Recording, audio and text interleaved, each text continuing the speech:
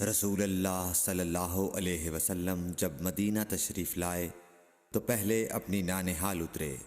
جو انصار تھے، اور وہاں آپ نے 16 یا 17 ماہ بیت المقدس کی طرف منہ کر کے نماز پڑھی، اور آپ کی خواہش تھی کہ آپ کا قبلہ بیت اللہ کی طرف ہو۔ جب بیت اللہ کی طرف نماز پڑھنے کا حکم ہو گیا تو سب سے پہلی نماز جو نے بیت اللہ کی طرف پڑھی عصر کی نماز تھی۔ وہاں آپ صلی اللہ علیہ وسلم کے ساتھ لوگوں نے بھی نماز پڑھی۔ پھر آپ کے ساتھ نماز پڑھنے والوں سے ایک آدمی نکلا اور اس کا مسجد بنی حارثہ کی طرف گزر ہوا تو وہ لوگ رکوع میں تھے۔ وہ بولا کہ میں اللہ کی گواہی دیتا ہوں کہ میں نے رسول اللہ صلی اللہ علیہ وسلم کے ساتھ مکے کی طرف منہ کر کے نماز پڑھی ہے۔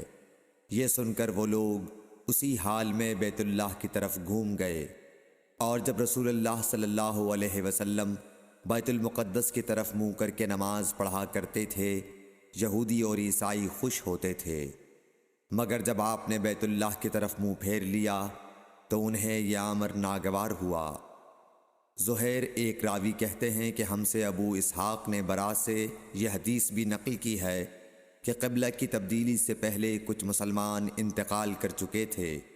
تو ہمیں یہ معلوم نہ ہو سکا کہ ان کی نمازوں کے بارے میں کیا کہیں۔ تب اللہ نے یہ آیت نازل کی، وَمَا كَانَ اللَّهُ لِيُضِيعَ إِيمَانَكُمْ، سورہ بقرہ آیت نمبر 143، صحیح بخاری حدیث نمبر 40۔